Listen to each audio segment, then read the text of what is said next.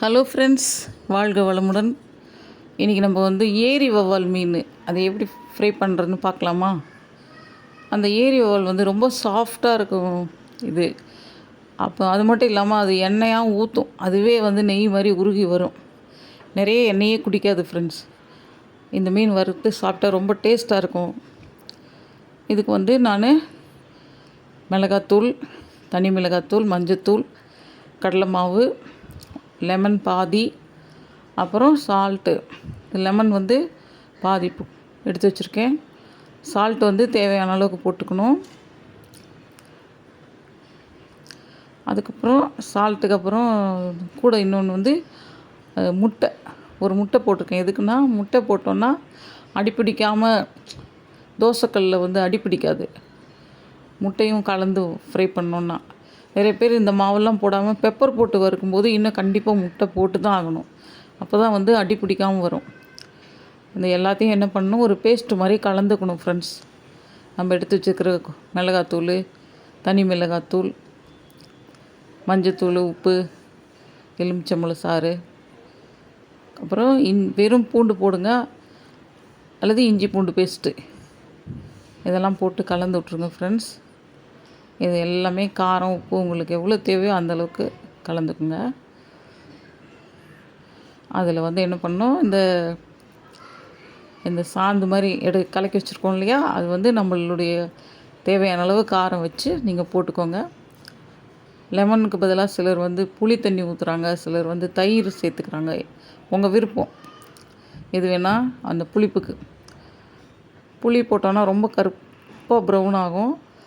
Lemon புளிஞ்சால் அந்த golden ப்ரௌனாக இருக்கும். மீன் வறுத்து எடுக்கும்போது நல்லா ரொம்ப நேரம் ஊற விடணும். ஒரு 1/2 hour நீங்கள் ஃப்ரிட்ஜில் வச்சுருங்க ஃப்ரெண்ட்ஸ். இந்த மசாலாலாம் தடவிட்டு வச்சு எடுத்து அப்புறம் தோசைக்கல்லில் தான் வறுக்கிறேன். தோசை தவாவில் ரொம்ப எண்ணெயவே குடிக்காது ஃப்ரெண்ட்ஸ். இது நீங்கள் இதை வச்சோன்னா இந்த ஃபிஷ்லேருந்தே நெய் மாதிரி எண்ணெய் உருகி வரும். குழம்பு வச்சா கூட நல்லா காட்டமான குழம்பு வச்சு அதுக்குள்ளே போடணும். ஏன்னா அதுலேயே எண்ணெய் வர்றதுனால திகட்டும். காரம் கம்மியாக இருந்தால், புளிப்பு கம்மியாக இருந்தால் சாப்பிட முடியாது. அதனால் எல்லாம் நிறைய போட்டு மசாலா தடவி 1/2 மணி நேரம் வச்சுடுங்க ஃப்ரெண்ட்ஸ். ஃப்ரிட்ஜில் வச்சிங்கன்னா நல்லா டைட்டாக பிடிச்சிக்கும் மசாலா.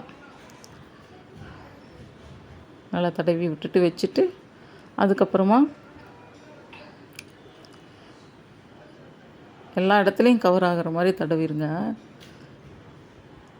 இன்னும் காரம் பத்தலைன்னா மறுபடியும் கூட அந்த நிறைய பேர் சிக்கன் கபாப் மசாலா போடுவாங்க ஃப்ரெண்ட்ஸ். அந்த நல்ல கலராக இருக்கும், கூட ஒரு நல்ல ஸ்மெல் வரும்.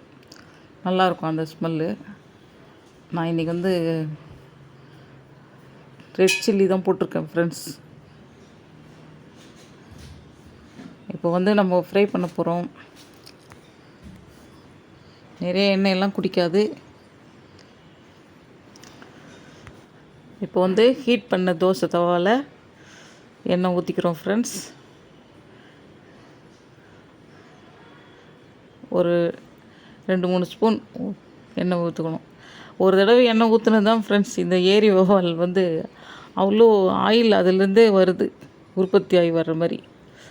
நல்லா 2 பக்கமாக திருப்பி போட்டு இந்த முட்டை நம்ம கலந்து விட்ருக்கிறதுனால அடி பிடிக்காமல் திருப்பும்போது ஈஸியாக நம்ம எடுத்துடலாம்.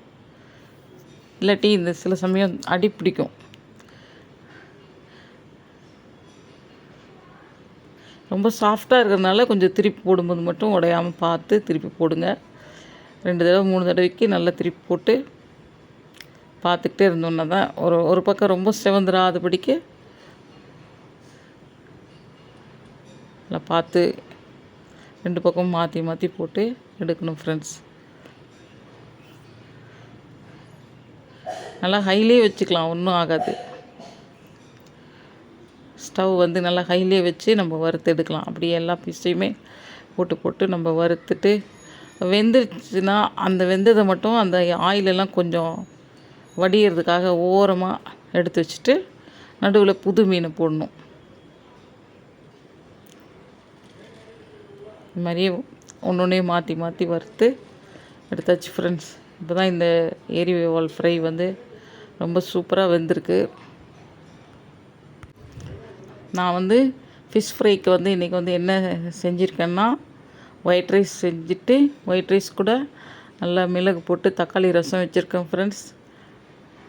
இதுக்கு நல்லா மேட்சாக இருக்கும். இந்த ரசமும் சாதமும் ஃபிஷ் ஃப்ரையும் வச்சு கடிச்சிக்கிட்டோன்னா நல்லா சாப்பாடு டேஸ்ட்டாக இருக்கும். வாங்க ஃப்ரெண்ட்ஸ் சாப்பிட்லாம். Thank you. Have a nice day. தொடர்ந்து சப்போர்ட் பண்ணுங்கள்.